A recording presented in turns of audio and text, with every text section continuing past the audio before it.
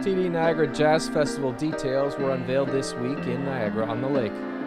Festival founder Juliette Dunn was quick to point to community support as the biggest reason for the festival's success.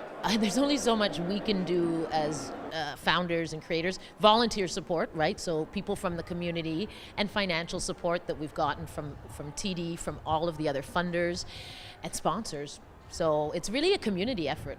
We had no idea going in how big of a machine a festival is. Heading into its fourth year, the festival is already receiving accolades.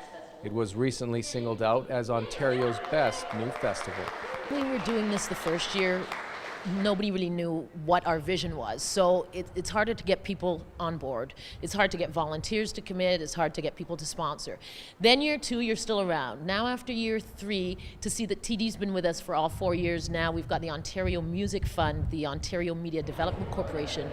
They're our biggest funder as well. And to have them on board for year three, it just gives us kind of street cred.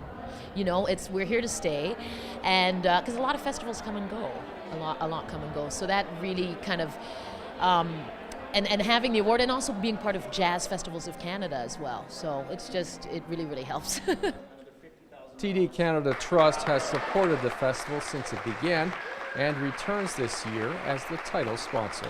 This is the single biggest spend that we do here in the Niagara area, so I was very happy today to once again announce that we were the title sponsor with a check for $50,000.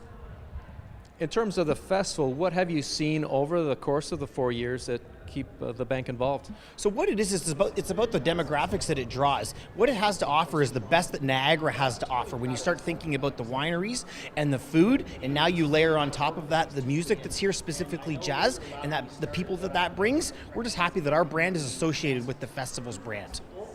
The TD Niagara Jazz Festival runs July 28th through 30th at various venues across the region, but it will also educate festival goers with a series of outreach sessions.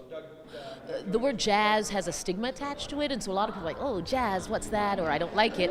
And so we're trying to do events where people can not only come out and listen to the jazz, but intimate events where they get to meet the musician, hear from the musician. Also, this year we've got an ethnomusicologist, Michael Morse, who kind of digs in even deeper to the music. And just kind of converting people over to jazz, as it were, because jazz is still a very small genre. And a lot of people don't like the word, and so we're trying to get away from the word. We'll always be the TD Niagara Jazz Festival, but we're doing vibes in the vines, sax in the vineyard, bebop in the brewery. And it's fun, and then people come out, and I'd say 90% of them wouldn't normally come to a jazz event. They saw Dames in the Distillery, women singing jazz tunes in a distillery. Oh, I really like this. I'm going to go to the Jazz Festival. Once again, the TD Niagara Jazz Festival runs July 28th through 30th.